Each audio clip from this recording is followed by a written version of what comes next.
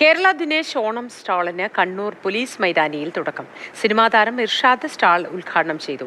Kerala Dinesh chairman MK Dinesh Babu അധ്യക്ഷത വഹിച്ചു. കൈത്തറി ക്ഷേമനിധി ബോർഡ് ചെയർമാൻ അരക്കൻ ബാലൻ ആദ്യ വിൽപ്പന നടത്തി. ഡോക്ടർ രശ്മിത KM ഉൽപ്പന്നം ഏറ്റുവാങ്ങി.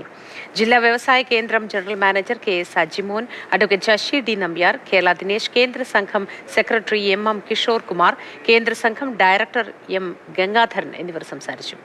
21 ഉൽപ്പന്നങ്ങൾ അടങ്ങിയ ഓണക്കിറ്റാണ് ഈ വർഷത്തെ ഓണം സ്റ്റാളിന്റെ പ്രധാന ആകർഷണം.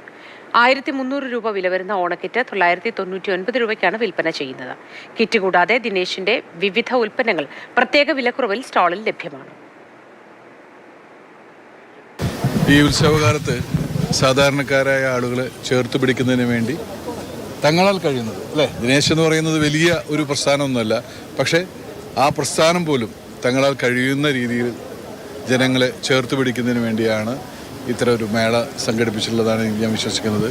ഈ കേരള ദിനേശിനൊപ്പം എന്നാണ് ഞങ്ങൾ ഉദ്ദേശിക്കുന്നത്.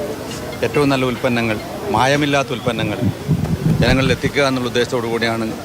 അതേപോലെ തന്നെ ഓണമായാലും അതുപോലെ തന്നെ വിഷു ആയാലും ക്രിസ്മസ് ആയാലും ഉത്സവ കാലഘട്ടങ്ങളിൽ സാധനങ്ങളുടെ വില അനുസ്യൂതം വർദ്ധിച്ചുകൊണ്ടിരിക്കുന്ന കാലഘട്ടത്തിൽ സാധനങ്ങളുടെ വില നിലവാരം പിടിച്ചു നിർത്തുന്നതിന് വേണ്ടിയും കേരള ദിനേശ് ശ്രമിക്കാറുണ്ട്. ഇനിയും അത് തുടരും എന്ന് മാത്രം സൂചിപ്പിക്കുക.